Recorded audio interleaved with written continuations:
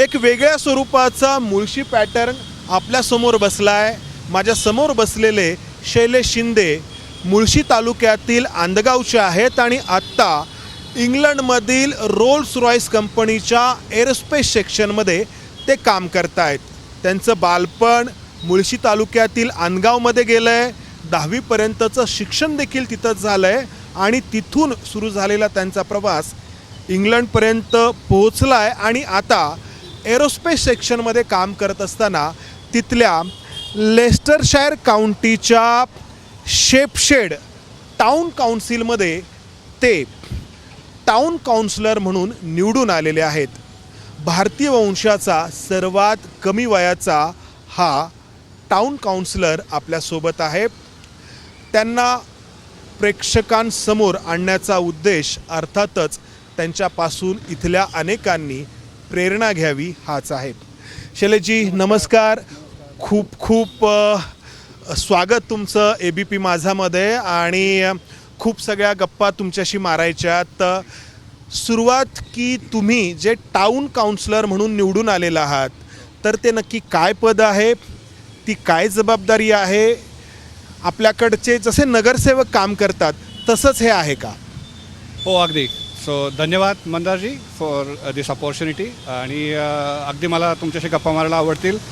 आणि तुम्ही जसं म्हटलं तसं बरोबर आहे. म्हणजे टाउन काउन्सिलर आपल्याकडचा तसा जो क्लोजेस्ट रेफरन्स आहे तो नगरसेवक म्हणू शकतो आपण. सो हो बरं. आणि काय जबाबदारी असते या टाउन काउन्सिलरची? सो टाउन काउन्सिलरची जबाबदारी मेनली असते implementation, policy implementation and also feeding back to the central government. So the town councillor कडे खूप साऱ्या लोकल इम्प्लिमेंटेशनच्या रिस्पॉन्सिबिलिटीज असतात आणि how they can able to be the part of government's execution policy. इंग्लंडमधली जी रचना आहे, जी हायरार्की आहे, एक सेंट्रल गव्हर्नमेंट आहे, त्यानंतर आणि ही 3 टायर सिस्टम आहे. बरोबर. सो इंग्लंडमध्ये 3 टायर सिस्टम आहे. Local town council, city councils ह्या इमिडिएट फ्रंटलाईन गव्हर्मेंट्स म्हणू शकतो आपण. त्याच्यानंतर काउंटी काउन्सिल्स आहेत and then on top of that you got the central government. तर तुमची ही निवड कधी झाली आहे, कशी झाली आहे? सो ॲक्च्युली त्या पक्षाकडून झाली आहे? हो actually this is very interesting. कारण मी काय राजकारणाशी माझा काय दूर संबंध नाही आहे आणि it was just coincidence shall we say. So मी ॲज अ टाउन काउन्सिलर 1 जुलै 2026 आत्ता 1-1.5 महिन्यापासून कार्यरत आहे आणि मला इनफॅक्ट तिन्ही पार्टीकडनं जिथल्या ज्या मेन पॉलिटिकल पार्टीज आहेत त्यांच्याकडनं अप्रोच केलं होतं. Conservative, labour party, conservative, labour आणि रिफॉर्म UK अशा 3 मेन पार्टीज आहेत. सो आता सध्या मी कन्झर्वेटिव्हशी असोसिएटेड आहे.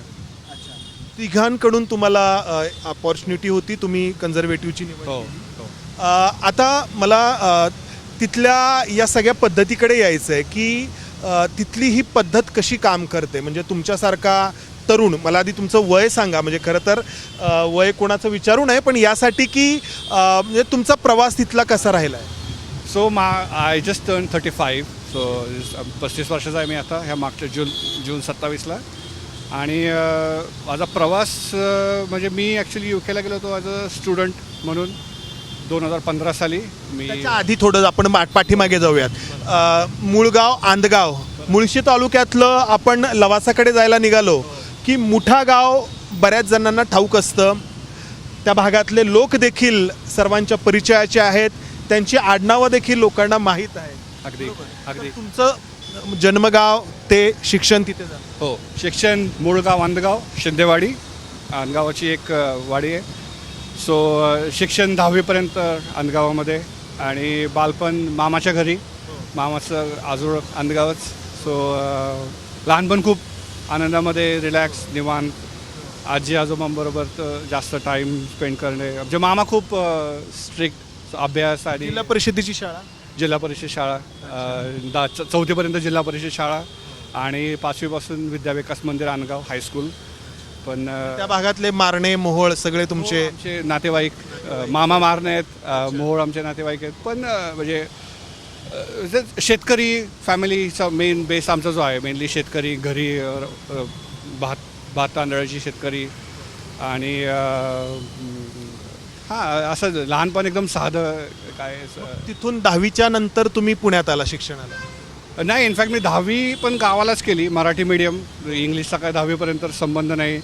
आणि शाळेमध्ये पण मी एक 70-72 मॅक्सिमम 75. हां, 70. म्हणजे आता 70-75 इज काय त्यावेळेस 70-75च्या रेंजमध्ये होतो. But I was very much into extracurricular.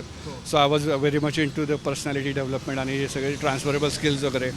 So I will be in drama, acting, sports, ह्या सगळ्या गोष्टींमध्ये. So I was always in that. So 10वी झाल्यावरती मग मी डिप्लोमा केला, मेकॅनिकल डिप्लोमा केला एकलव्य पॉलिटिक्समध्ये कोथरूडमधनं. सो 10वीचं, कारण तोपर्यंत माझा लहान भाऊ त्याची 10वी चालू होती. So we decided to continue there. So मी पहिलं 10वी डिप्लोमानंतरनं पहिलं 1 वर्ष मी अपडाऊन केलं. तर तुम्हाला थोडं आश्चर्य वाटेल. सो माझा दिवस चालू आता सकाळी 6 वाजता आणि आपली स्टेट ट्रान्सपोर्ट बस 2 एस टीने येऊन सकाळी 6 वाजता उठणे. पहिली एस टी गावात निघायची 7 वाजताची. त्या एस टीने येऊन कोथरूडला उतरायचं, तिथून पायी कॉलेज आणि परत संध्याकाळी कॉलेज 5 वाजता वगैरे संपायचं. शेवटची म्हणजे 6च्या आसपास एक एस टी असायची. घरी जायला 7:30-8. मग तिथनं गेल्यावर घरची कामं, शेतातली कामं किंवा घरची काय जे काय दुधाची वगैरे काही थोडीफार मदत असेल ती कामं आणि मग अभ्यास. म्हणजे ती 2-3 वर्ष मी असे काढले की 3-4-5 तास झोप आणि एस टीमध्ये अभ्यास, झोप एस टीमध्ये काढून. म्हणजे इट्स फनी. आत्ता तुम्हाला ते खूप सगळं फनी वाटतंय, पण तो संघर्ष आहे, तो आल्याशिवाय माणूस पुढेही जात नाही. त्यानंतर मग पुढं कसं काय, म्हणजे लंडनपर्यंत कसा गेला? सो मी डिप्लोमा एकलव्य कॉलेजला होतो. आमच्या एकलव्य कॉलेजमधनं मी डिप्लोमा करताना मला कॅम्पस प्लेसमेंट झाली होती. सो इटन कॉर्पोरेशन म्हणून नावाची एक कंपनी आहे, आपलं इऑन आय टी पार्क जे आहे मगरपट्ट्याला. तर तिथं मी कॅम्पस रिक्रुटमेंट झाली होती माझी. सो 2011 साली. सो मी कॅम्पस रिक्रुटमेंटमध्ये ॲज अ त्यांच्या डिझाईन आणि R&Dमध्ये जॉईन केलं होतं. सो आफ्टर 1 इयर त्यांनी मला बॅचलर्ससाठी स्पॉन्सर केलं होतं बिट्स पिलानी जे आहे आपलं Birla institute of technology and science as a work integrated programme. So I was working full time and then I was studying as well bachelors. So 2015 साली माझं ग्रॅज्युएशन झालं आणि म्हणजे त्यावेळेस माझं प्रमोशन पण झालं होतं. सो आमचे त्यावेळेस एकलव्याला एक टीचर होते. तर त्यांनी असं विचारलं की अरे ठीक आहे, आता प्रमोशन झालं, बॅचलर पण झालं, why are getting too much excited about this, what's next, I know you got much more bigger potential that this, why are getting stuck into this small things. And that time it didn't click me. म्हणजे मला ते I just heard and I just let it go. But एक गोष्ट मला नेहमी होती की I wanted to do something that माझे आईवडील विल बी व्हेरी प्राऊड. आणि जो काय आमचा जे संघर्ष होता, म्हणजे आपण येऊच त्यावरती वडिलांचं बॅकग्राऊंड वगैरे, पण ते मला पुढं कंटिन्यू करायची ती लेगसी. सो मग मी इटनला विचारलं की मला मास्टर्स करायचं आहे पुढं. So and I want to do it overseas. So थोडं निगोशिएशनमध्ये ते they were like no, then you have to continue or your own journey. So I resign it and then I had a offer from university of Leicester in UK to do my masters in mechanical engineering with management. So काहीच plan नाही. Education loan घेऊन जो हातामध्ये settled job होता त्यावेळेस, म्हणजे मला असं वाटतं मला शेवटची salary I was earning much more than what you could dream about that time. So I let go everything and then literally 2 bags घेऊन as a student back to square one again, back to तो S टीचा प्रवास आणि सगळं ते एकदम पुढं आलं ना. Like okay, if you can do that, this is nothing. So then that's how I got into Leicester. काय वय होतं तुमचं? काय I was 23-24 maybe. 23-24, 24. आणि जेव्हा उतरला असेल त्या विमानतळावरती काय होतं? इंग्लिश तोपर्यंत, कारण मला इटन आणि तो सगळा प्रोफेशनल कॉर्पोरेट एक्सपिरियन्स होता ना. सो म्हणजे तुम्हाला आता सांगायला मजा वाटेल, म्हणजे मी बऱ्याच वेळा इटनमध्ये असताना कॉल अवॉइड करायचो. जे आमचे US काउंटर पार्ट्स होते, मी काहीतरी कारण द्यायचो, पोट दुखतंय, डोकं दुखतंय किंवा घरी काम आहे, कारण समजायचंच नाही काय बोलतायत ते. बट देन प्रोनाऊन्सिएशन किंवा आपली इंग्रजी प्रोनाऊन्सिएशन, सुरुवातीला प्रोनाऊन्सिएशन्स वेगळे होते, स्पीड कॅच नव्हतं करतायत. पण ते 3-4 वर्षांनी मला एवढं बेक केलं. So I literally as by 2014-2015 I was like okay, I can talk to. तिथलं तुमचं हे शिक्षण झाल्यानंतर मग तुम्ही आत्ता ज्या ठिकाणी काम करत आहात रोल्स रॉईस कंपनीची aerospace section. Rolls Royce car तर सगळ्यांना ठाऊक आहे, मात्र ही ती कंपनी नाही आहे. ही एरोस्पेससाठी काम करणारी एक त्यांची वेगळा विभाग आहे. सो रोल्स काय नक्की तुमचं काम आहे त्यामध्ये? रोल्स रॉईस जो ब्रँड होता तो 90sमध्ये स्प्लिट झाला. सो जी ऑटोमोटिव्ह होती that was got absorb by BMW. सो BMWने त्याला टॅकओव्हर केला. आणि जे रोल्स रॉईस PLC आहे, so they still do the aerospace engine जे आहेत आपले सिव्हिल एरोस्पेस, म्हणजे air India, IndiGo, you name it, विमानांचे इंजिन आणि डिफेन्स फायटर जेट्स आणि सबमरीन. सो मी त्यांच्या एरोस्पेसमध्ये 2018पासून आहे, मास्टर झाल्यापासून. तर म्हणजे बेसिकली विमानांची इंजिन तयार करणारी, त्यासाठी R&D चं काम करणारी अशी ही कंपनी. मग आता हे जे काही काउन्सिलर म्हणून आहे, टाउन काउन्सिलर, हा राजकारणाचा भाग येतो. तर मग तिकडे कसं काय वळालात? म्हणजे मी राजकारणापेक्षा समाजकारण म्हणून बघतो याच्याकडे. मला काय पॉलिटिकल आयडियोलॉजी किंवा पॉलिटिकल बॅकग्राऊंड म्हणता येईल असं काय माझा इंटरेस्ट पण नाही येतो. So actually it was very funny because ज्यावेळेस मी रोल्स रॉईसमध्ये जॉब करत होतो, सो ज्या युनिव्हर्सिटीमध्ये मी मास्टर्स केलं, so they basically ask me to come back and be as a visiting professor. So Royal Academy of Engineering नावाची एक लंडनमध्ये खूप मोठी इन्स्टिट्यूट आहे. सो त्यांचा मी व्हिजिटिंग प्रोफेसर झालो युनिव्हर्सिटी ऑफ लेस्टरमध्ये 2023 साली. सो ज्या एरियामध्ये मी आता राहतो, शेपशेट टाउन काउन्सिलमध्ये, तिथं बाय इलेक्शन होती. सो तिथं एक खूप सिनियर काउन्सिलर होते, ही पास्ट अवे. सो मला मग हे मल्टी पार्टीज आहेत, त्यांनी डिफरंट ओकेजन्सला विचारलं की you are already in education, you are already in engineering, we want someone like young who can come along and help us with the STEM education, youth empowerment, which is what my interest is. So if you are interested in, we are much more than happy to bring you as a counselor. And I thought that conversation literally started as a joke. So I didn't took it seriously for 6 months. Obviously I got a young family, my wife and my daughter, so like we'll see, we'll delay it as much as I can. But then the credit goes to my wife and family. They're like, no, I think this is a full circle. तू या कंट्रीमध्ये as a student आलेला आहे. हा, ती process इतकी smooth आहे की आपण भारतात असल्यामुळं मला त्याच्यामुळं अनेक प्रश्न माझ्या मनात उपस्थित होत आहेत. अर्थात मला भारताच्या परिस्थितीची, तिकडच्या परिस्थितीची तुलना करायची नाही. मात्र आपण पाहतो आहोत की अनेक इंडियन ओरिजिनचे तुमच्यासारखे तरुण किंवा एशियन जे आहेत, तर ते वेगवेगळ्या त्या ठिकाणी पदावरती आहेत. ऋषी सुनक हे नाव तर जे आहे ते एक नवीन सगळ्यांसाठी एक दिशा दाखवणारं ठरलेलं आहे. तर मग कशी तिथली यंत्रणा काम करते, म्हणजे तुमचा काय अनुभव आहे?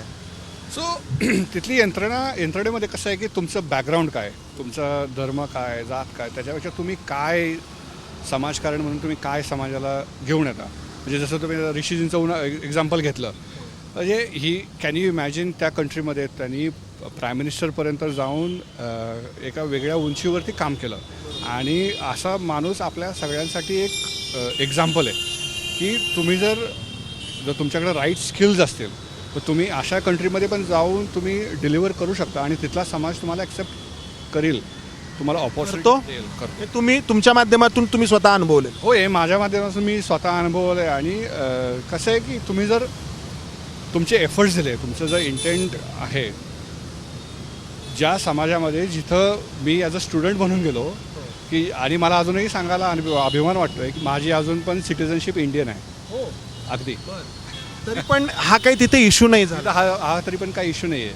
तरी पण त्यांनी ओके, तो नागरिकत्व तुम्ही इंडियन आहे, कारण त्यांच्या रूलमध्ये जर तुम्ही कॉमनवेल्थ सिटिझन असाल तरी पण the law dozen stop you. But तरी पण काय होतं की लोकांची जी एक जे लोक शेवटी at the end of the day support करणार आहेत, एक सबकॉन्शियस असते की you are still a foreigner, right. But तरी पण त्यांनी they completely ignore that background. Okay, you are still Indian. आम्ही इकडून जे पाहतो की UK किंवा एकूण युरोपमध्ये मायग्रेटर्सबद्दल खूप काही त्या ठिकाणी घुसळण होते आहे तिथल्या समाजामध्ये, तिथल्या लोकांमध्ये. आणि म्हणजे आणि हे सगळं होताना तुम्ही किंवा तुमच्यासारखे लोक त्या ठिकाणी त्या जबाबदारीवरती येताना आपण पाहतो आहोत.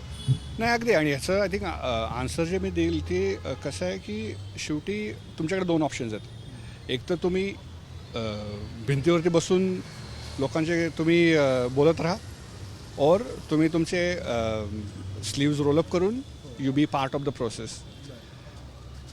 मे बी तुम्ही चेंज काय करू शकत नाही, मे बी तुम्ही चेंज करसान, बट ॲटलिस्ट तुम्ही ट्राय करताय, at least you are doing something different.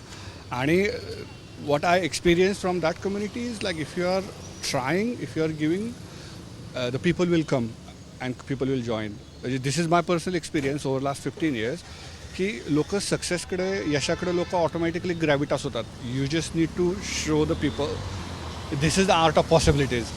So and I think I am just an example of that. Whatever तुमच्याकडे आत्ता ही जबाबदारी आहे, त्या जबाबदारीच्या अंतर्गत जी काही कामं करायची आहेत ती तुम्ही करत असाल, त्याच्या पलीकडे जाऊन तुमची काय इच्छा आहे, काय त्या ठिकाणी करावं? म्हणजे मी तुमची महत्त्वाकांक्षा विचारतो आहे असं नाही राजकारणातली, म्हणजे आपल्या इथे जसं असतं ना की कोणाला तरी आमदार खासदार बनायचं आहे तशी विचारतोय असं नाही, पण काय नक्की तुम्हाला करायचं आहे माझं आणि राजकीय महत्त्वाकांक्षा काही आहे का असेल तर? म्हणजे माझं तिकडे यू केमध्येच नाही आहे. I mean I see the world as a global village. म्हणजे मे बी थोडं हे जरा सुपरस्टिशियस वाटेल, बट काल मी यू केमध्ये होतो, ब्रेकफास्ट केला, डिनर टाईमला मी संध्याकाळी पुण्यामध्ये होतो. So the point is the world is getting shorter and shorter very much, and I see world as a global village. आपली जी आयडियोलॉजी वसुधैव कुटुंबकम. सो मला यू केमध्ये असो किंवा इंडियामध्ये असो, माझी जी पर्सनल मिशन आहे सी यूथ एम्पॉवरमेंट आणि स्टेम. मला असं वाटतं शिक्षण आणि अपॉर्च्युनिटी ह्या दोन गोष्टी जर आपल्या यूथला right time at the right वेळेला दिल्या, so this is the perfect thing. And I think I just संपूर्ण जगासाठी बोलता? संपूर्ण जगासाठी किंवा आपल्या भारतामध्ये किंवा यू केमध्ये. म्हणजे मी जनरली यूथ शेवटी जिथं आहे तिथं हा एक आहे की तुम्हाला तुम्ही पाहत आहात की एज्युकेशन खूप गरजेचं आहे. म्हणजे मी ॲज अ व्हिजिटिंग प्रोफेसर ज्यावेळेस आणि मी व्यवस्थित एज्युकेशन म्हणजे मी ॲज अ व्हिजिटिंग प्रोफेसर दरवर्षी कमीत कमी 300 ते 350 मुलांना मी पाहतो मागच्या 3 वर्षापासून. आणि तुम्हाला आश्चर्य वाटेल सांगायला, त्याच्यातले 70 to 80% आपले भारतीय मुळाचे, सदर्न पार्ट इंडिया किंवा नॉर्दर्न इंडियामधले, महाराष्ट्रीयन पण असतात. सो मी पाहतो की मुलांमध्ये, आपल्या इंडियन पोरांमध्ये अमेझिंग टॅलेंट आहे, बट आपल्यामध्ये एक तो न्यूनगंड पण आहे की आपण कोणापेक्षा तरी कमी आहोत किंवा आपल्यापेक्षा जर कोणी थोडा सुपेरियर दिसणारा असेल किंवा फेअर स्किनचा असेल, he got some some superior powers, असं काही नाही आहे. So I constantly tell our students की आपल्याकडे सगळे इन्ग्रेडियंट्स आहेत. All we need is a education आणि अपॉर्च्युनिटी. आणि I think that is what I personally. तिकडे कधी स्किन कलरचा काही प्रॉब्लेम नाही जाणवला? नाही, असं काय, शेवटी ते आपल्यावरती आहे. I mean how much we want to take it. मला पर्सनली तरी काय असं जाणवलं नाही. आणि जसं तुम्हाला मागाशी आपण बोलता बोललो की दुनियामध्ये, वर्ल्डमध्ये नॉर्मल डिस्ट्रीब्युशन बेलकव असते, मेजॉरिटी ऑफ लोक मिडलमध्ये असतात. सो एका दोन वाईट एक्झाम्पलवरती आपण जग नाही, आपण जग जज करू शकतो. मला शेवटचा प्रश्न तुम्हाला विचारायचा आहे. हा प्रश्न राजकीय नाही, उत्तर तुमच्यावरती अवलंबून आहे. तुम्हाला भारताबद्दल काय वाटतंय, भारतातल्या परिस्थितीबद्दल काय वाटतंय? भारताबद्दल मी प्रचंड आशावादी आहे आणि माझी ही मातृभूमी आहे. मी जगामध्ये जरी कुठं जरी मी जसं म्हणतो की यू के माझी कर्मभूमी आहे, भारत माझी मातृभूमी आहे. आणि माझे जे काही एफर्ट्स असतील ते हे दोघांना आपण कसं एकत्र आणता येईल, यू केमधनं बेनिफिट इंडियाला कसे आणता येतील, आणि आपल्या सध्याची जसं आपले PM पण बोलतात की जी 21st सेंचुरी आहे ती एशियाची किंवा आपल्या भारतीय उपखंडाची हा टाईम आहे. जगामध्ये वेगवेगळ्या वेळेस वेगवेगळ्या कॉन्टिनेंट्सनी किंवा वेगवेगळ्या देशांनी आपापला अप टाईम पाहिलेला आहे. America had their own time, the British empire had their own time. I think this is time belongs to us. ही आपली वेळ आहे. ही आपली वेळ. ही वेळ आता हे आपल्यावरती आहे की आपण तसं कसं उपयोग करायचा, बरोबर. सो मी प्रचंड आशावादी आहे. प्रचंड आशावादी आहात. याला जोडूनच मला आणखी एक खरंच शेवटचा प्रश्न तुम्हाला विचारावासा वाटतो, कारण तो प्रश्न जर विचारला नाही तर ही मुलाखत पूर्ण होणार नाही असं मला वाटतं. तुम्ही शिक्षणाबद्दल बोलता आहात, युवकांबद्दल बोलता आहात, चांगलं शिक्षण मिळायला पाहिजे याबद्दल बोलता आहात. तुम्ही ज्या गावातून आलेला आहात, ज्या परिसरातून आलेला आहात, तर त्या परिसराबद्दल तुम्हाला काय वाटतं? म्हणजे तुमच्यासारखे तरुण आहेत, अनेक मेहनती आहेत, मात्र तो भाग मुळशी पॅटर्न म्हणून किंवा गुन्हेगारांचं आगार म्हणून पण ओळखला जातो. खूप मोठ्या प्रमाणात गुन्हे त्या ठिकाणी घडतात. तर तुम्ही याच्याकडे कसं बघता आणि काय नक्की करायला पाहिजे असं वाटतं तुम्हाला? म्हणजे मला असं वाटतं नाही मी एवढा मोठा आहे की याच्याबद्दल मी काय बोलू शकतो. पण माझ्या पर्सनल अनुभवातनं मी हे सांगू शकतो की शिक्षण जे वाघिणीचं दूध आहे, शेवटी त्याचे बरेच प्रश्नांची उत्तरं आपल्याला मिळून जातात. आणि जसं तुम्ही म्हणले की मुळशी हे इतर कामासाठी तसं मुळशी आमची कुस्तीसाठी ओळखली जाते. तशी आमची मुळशी वारकरी संप्रदायासाठी ओळखली जाते. वारकरी आमचं घर सगळं वारकरी संप्रदायाचं आहे. मुळशी तसे आमचे जुने शिवाजी महाराजांपासून मावळ्यांचा इतिहास. सो परत माझं हेच सांगणं आहे की आपली ओळख आपण कशासाठी निर्माण करायची आणि आपली एनर्जी आपण कुठं स्पेंड करायची.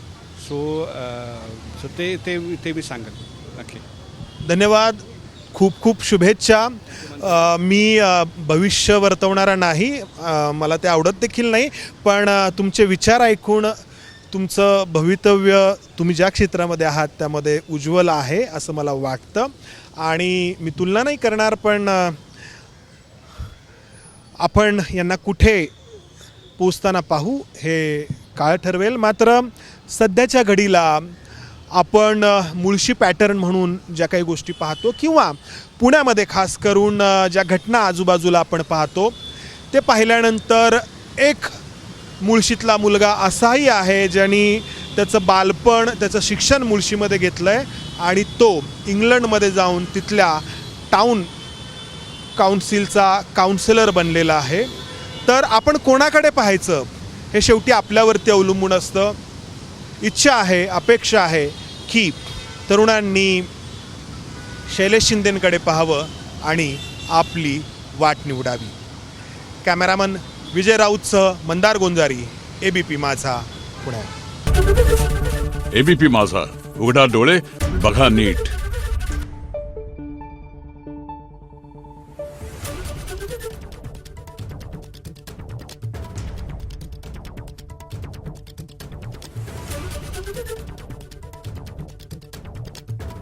Thank you.